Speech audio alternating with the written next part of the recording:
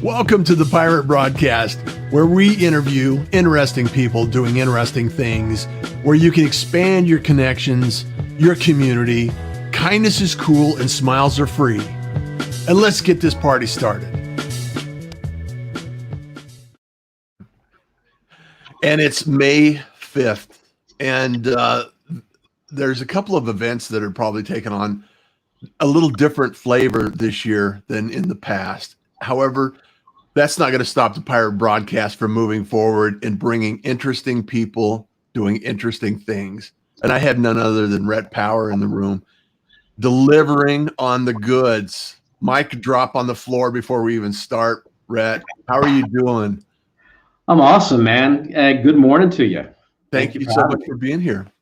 Yeah, it's I'm delighted on Cinco de Mayo. So you are currently in Brazil and you've lived in multiple countries. So, one of the things that we all have to worry about, or not worry about, but we're challenged with right now is our living circumstance. And how are you holding up? How are you doing? Are you doing okay in these days? Yeah, man. I am busier than I thought I was going to be. That's for sure. I mean, the business is actually growing. I mean, people are, they need coaching more than ever, right? They need advisory services more than ever. And so my business is actually growing. I thought, wow, I'd have a couple months break or even longer. I thought it might even kill the business early on, but it's not. I'm busier than I was. And I actually wish I was spending more time with kids and enjoying the downtime a little bit, but that hadn't happened. Yeah, I've talked to several people that are in the same situation, especially in the world that we live in, and where, you've been mobile, you've been remote, you've been able to coach anywhere. And the reality is that we have an opportunity to assist others in kind of adapting to this situation, this circumstance. So what kind of advice do you first think about delivering to someone that's maybe even struggling with remote work or a change of perspective in what the future might bring or hold, or get, rid of some of the anxiety that people have experienced it recently? I mean, there's so many different things that people are concerned about. That's a great question, and one that seems to be part of the conversation every day, right? How do you get yourself through this? And I think that that's a very personal sort of thing, I think. But I think there's some general things that people can do. I think activity, going for that walk, going for that run, doing whatever, not forgetting the sort of the take care of yourself first kind of thing that I kind of believe in. When I was struggling in my first business and stuff, I didn't do any of that stuff. And, you just feel bad. You're not your best self. You're not making great decisions when you aren't sleeping well and eating well and doing things that sort of make you who you are. And so don't lose that. Like, if I mean, there are some things I can't do because there are things we can't do that are sort of out of the question right now. Yeah. But you can still go for that walk with your spouse or your significant other, right? You can still go for that bike ride with your kids. You can still do some of those things that bring joy. Getting the right sleep, eat as well as you can right now. I don't know. In some places that's harder than places. I mean, that's harder to do than in others. But do some of those things that are really important to you being healthy. Get out of the negative. I don't surround myself with people who are negative all the time. Oh, so that's toxic. My attitude through this whole thing has been great, but I've made it a real conscious effort not to call on those people and call those people in my life that just suck that, like, the energy out of you, I've intentionally not talked to those people because I don't need to be negative in this, right? There's no point in that. Yeah. It's really important, I think, for everyone to, especially business owners, entrepreneurs, people in the startup world that you deliver, a lot of assistance and support to. I think it's important for us to really dig deep and really stay positive. Yeah. Put that put that emotion in almost use it as fuel Hmm. to power through to the next level, because this this is a time where we have an opportunity to kind of craft our skill to the next level. Use some of the Absolutely. and like yourself, I'm busy right now. I've got a lot of projects going on. I've got a lot of things taking place. I've been expanding the Pirate Syndicate, and I'm excited about things that are taking place, and I'm also cautious about um, the people around me and being exposed to, like you said, the toxic environment that some people have allowed themselves to get in. And it's like, I don't have time for that. I got things to do. And it's talking about startups. Hmm. The startup mindset is and the emotions that go along with it. It's a roller coaster anyway. And Yeah. so I suspect that you probably coached a few people through this, like, oh, I can't do it, oh, I suck. It's like, Yeah. yes, we're winning today. And then it's like, oh, yes, I got a phone call, I got a client. And it's just that emotional roller coaster that it's a kind of a almost like this DNA you have to have. And not everybody's cut from the same cloth, and we kind of have Right. to understand our own abilities and some of the things. So what do you recommend for startups that are, you know i don't know if is I don't know if this is the best time to do a startup or the worst time to do a startup. I personally, having being a startup, I think it's the best time for me. uh, Yeah. but I've been working on this project for years, developing some of the things that are taking place right now. But so what are your thoughts on that? I'd love to hear some of the feedback from your side.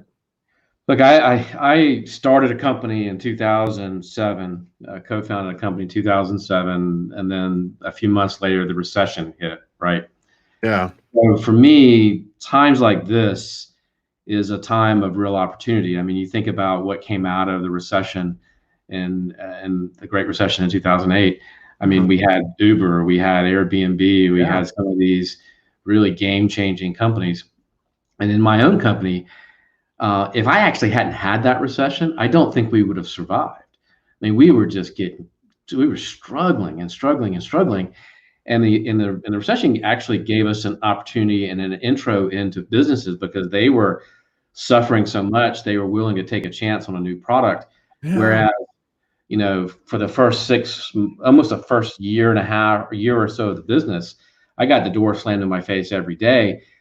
We don't need you. We don't need a new product. We're doing just fine. And Uh-huh. so to me, like, this is the time of opportunity. I mean, think about the small businesses that are going to need capital. They're going to need new ownership because they're going to go out of business. Think about the places that are going to be available for new, restaurants, new storefronts, new whatever it is you want to do, right? Yeah. And there's going to be a real opportunity for acquisition entrepreneurship coming up. And so I look at it as a great time of opportunity. Sad, I mean, definitely. I mean, the loss of life and the Yeah. loss of businesses is not great. I don't want an Applebee's on every corner. I don't want a Chili's on every corner, right? I don't want that to be the only thing that's out there. I Yeah. think small business and medium-sized business give us variety and they give us great product, and I think that's important. But I say, look, if you're a startup right now, look at this as an opportunity to really understand, to get open new markets, new opportunities, new ways of doing things. Hmm. Maybe a business, maybe your business is going to be completely remote now. Maybe you don't need that's huge office space that you were thinking you might need when you scale up, right? Yeah. Maybe an opportunity to think about your business in a different way, and then go after people. I mean, we've got what 30 million people now, probably more, who are going to be unemployed. I mean, this is a great time to get talent. Yeah. Oh, to bring absolutely. people, to bring people into your organization that you know you need. Yeah. And I think for money, I mean, I think there's going to be still money out there for opportunity. I mean, for entrepreneurs. I think if you have a good idea, you have a good plan, you have the team to execute on that plan. I think there's going to be still money available to you to help start up. Well, you bring up a great point, Rhett. I think that there's, for the people that are willing to put in the time and the creativity, I think that's just like you mentioned in the last recession we had where Uber showed up, Airbnb, some of these creative, these creative outcomes that Hmm. really changed the industry. And I think what I see is a lot more relationship building and a lot more community building around ideas and concepts. And if you take, a couple of 100 years ago, you had smaller communities, you had craftspeople providing everything in the local community. I was talking to Lorraine in Ireland, and she's doing organic farming, where she's delivering from farm to table in a delivery mode. And I love that idea, and those kinds of concepts where it's, you don't necessarily have to be the next Uber or Airbnb or Facebook or No, Google. You can have a very good community based system. And like you said, if you got the systems in place, you got the ideas in place, you got the people in place, the money will find you. It'll rise to the top. And I think people don't need to become discouraged about what they don't have. They need to become encouraged about what they could have, you know? And and I focus think on that's your really now, right? Focus on your now, where you are today. yeah.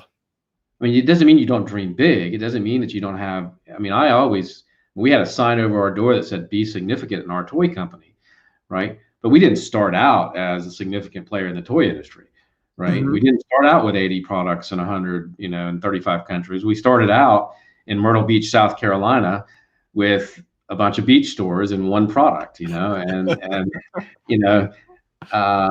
basically a garage. So I mean Yeah. that it's okay to have dream big, but focus on your now, and whether Yeah. that's in your community and a lifestyle business, that's Uh-huh. okay. Yeah. There's nothing wrong with it. There's nothing wrong with it at all.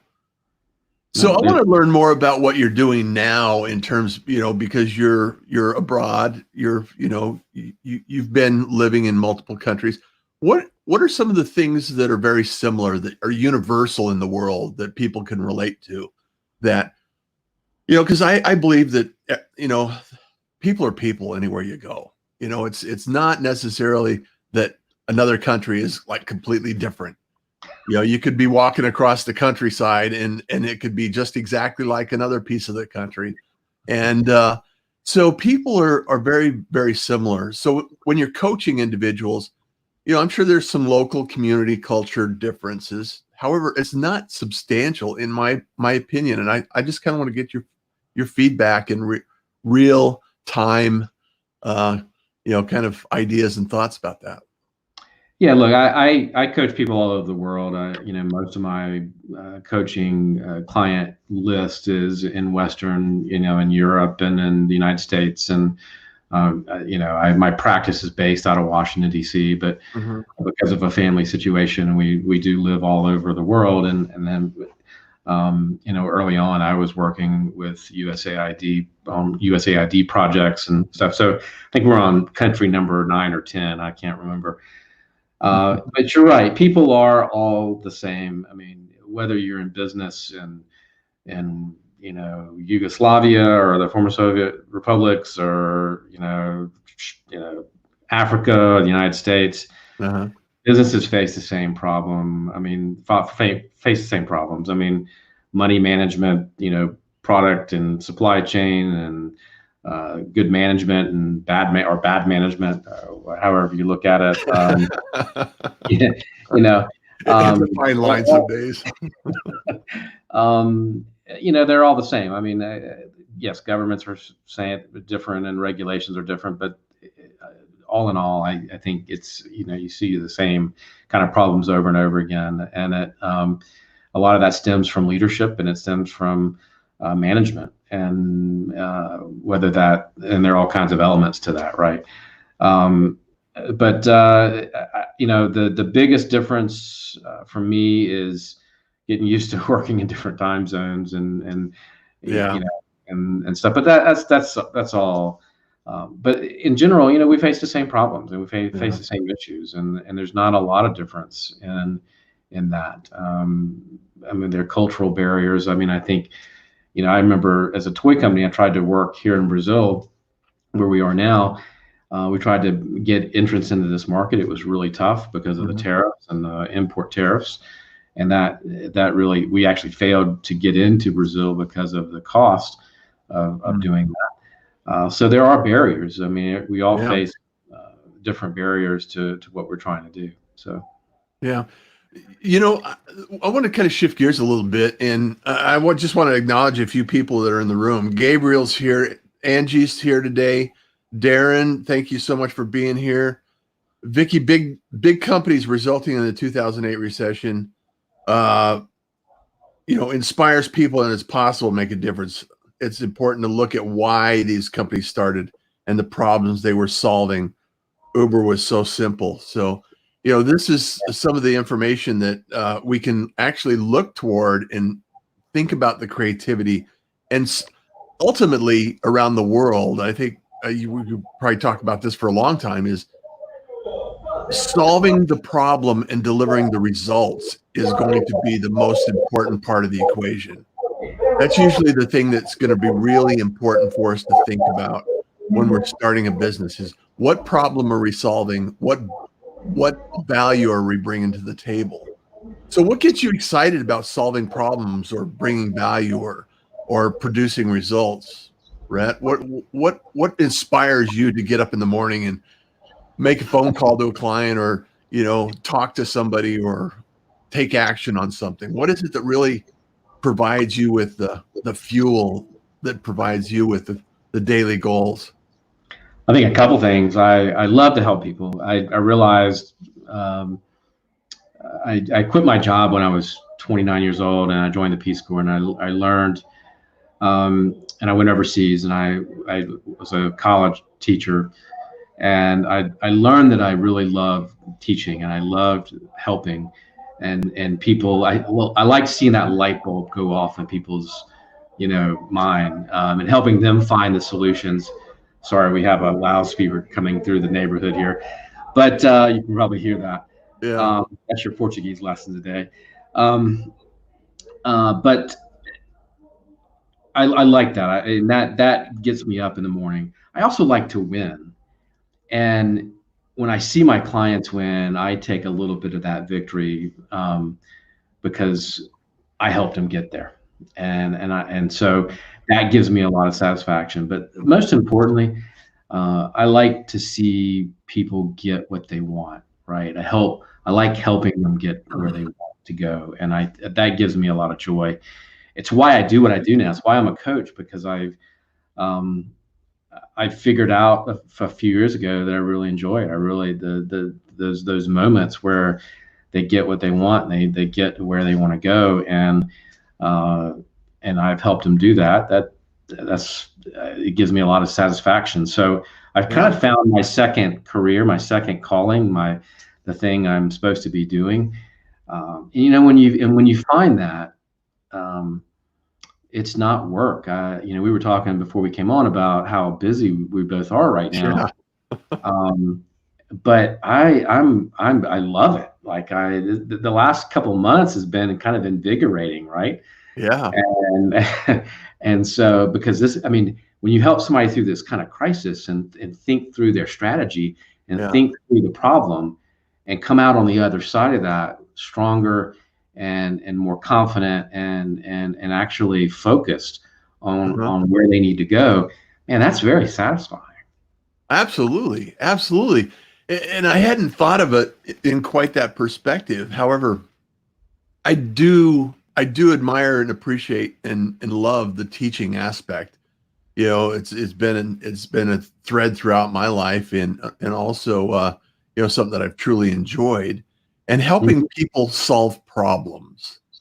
It's Yeah. like this navigation through uncharted waters where you're thinking, okay, I've seen this before. This looks like something we should pay attention to. Yeah. And so Yeah.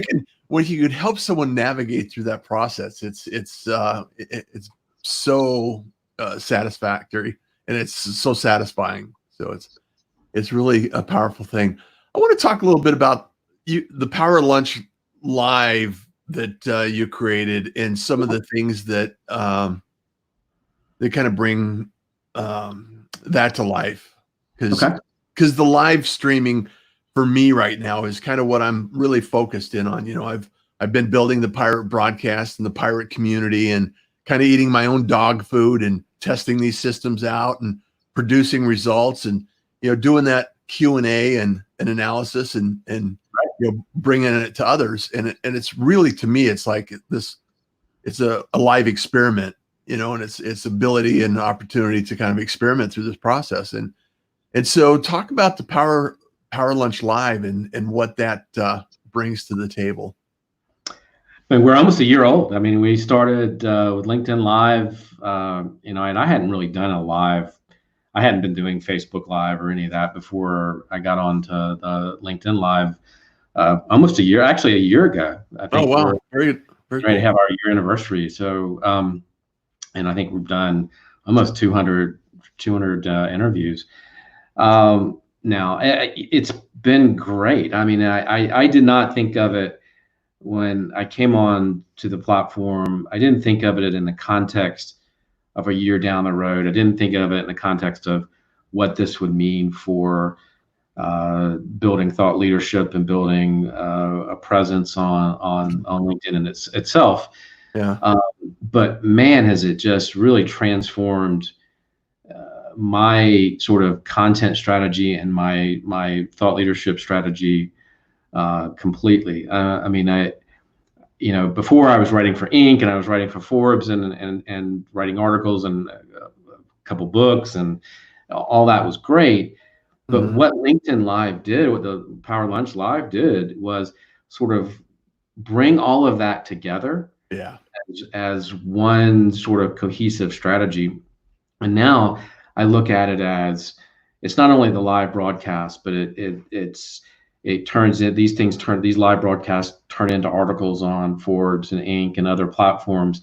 They turn into podcast episodes. They turn, and so and using the articles on those other platforms to, I do a book review for Forbes, and so having the authors from those book reviews on the program to talk Mm. about their best-selling books. Well, it is sort of just made my content strategy sort of cohesive, and it's been a lot of fun. I mean, I worked with David Breyer to release Yeah. the first music videos on I on love LinkedIn. David's stuff. He's I awesome. love it. I mean, I've done some great leadership broadcast around coronavirus with panels. Was just helping with a small business effort and having a live show with Brian Schulman on small business stuff. So, I mean, the cooperation. I mean, I'm on your show now. I hope you're going to come on mine. And it just, like, the people that I've gotten to meet and the Yeah. conversations would not have, I just wouldn't have had those opportunities to have those conversations without being on this platform. And I think it's been fantastic. I mean, to me, it's been really remarkable and a lot of fun.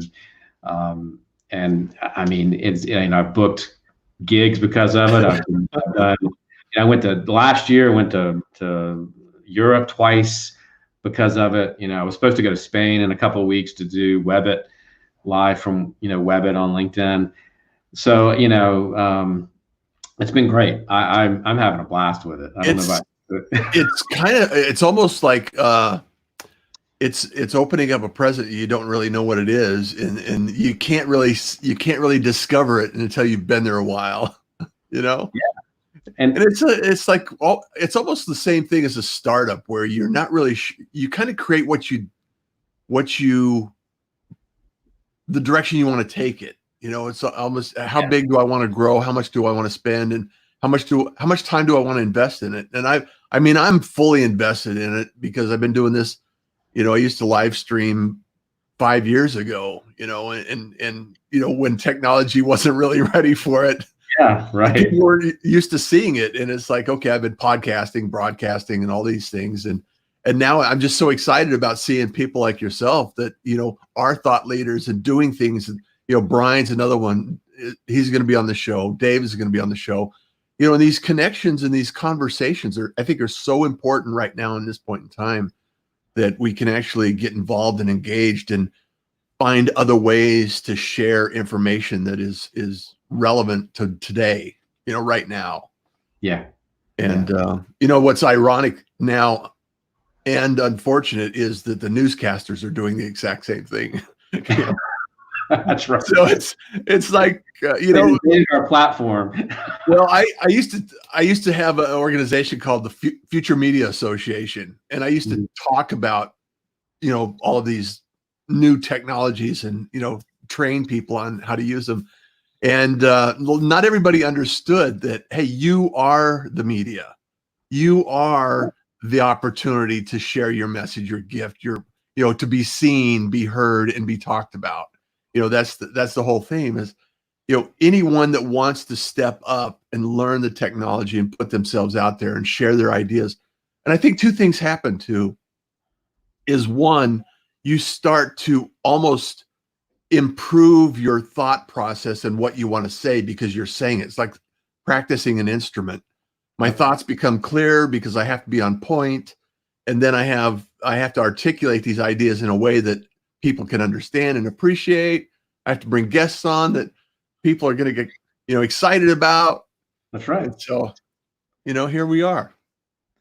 No, I agree, man. It is fantastic, and it's a great new. I just think we're in this really fascinating time, right? And the ability to do this and to get your message out there. If you've got something really important to say, you have a mechanism to get it out there now, right? Yeah. If you it's work. I mean, there's no illusion about it. I mean, it's work. Yeah, but it is work. It does take effort. So yeah, but if you can grow your audience. You can grow your audience. You can, it doesn't, I mean, if we're impacting a few people every day, it's still an impact, right? It still matters. You've got business as a result of this. You've got clients, you've got connections, you had conversations that you wouldn't normally have.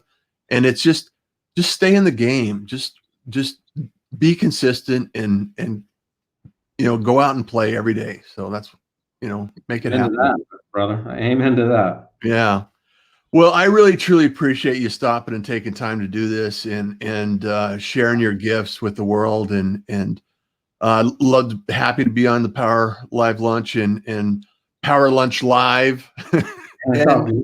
and let's keep in collaboration. I know that we don't have as much time today as I'd like to spend with you, but let's get together and stay in touch. And I look forward to the next opportunity. All right, man. Let's do that. Thank you so much. And as you know, kindness is cool, and smiles are free, and you enjoy the day. Thank you for joining the Pirate Broadcast. If you found this content valuable, please like, comment, and share it across your social media channels. I would love the opportunity to help others grow in their business. The Pirate Syndicate is a platform where you show up, we produce the show. It's that easy. If you want to be seen, be heard, and be talked about, join the Pirate Syndicate today.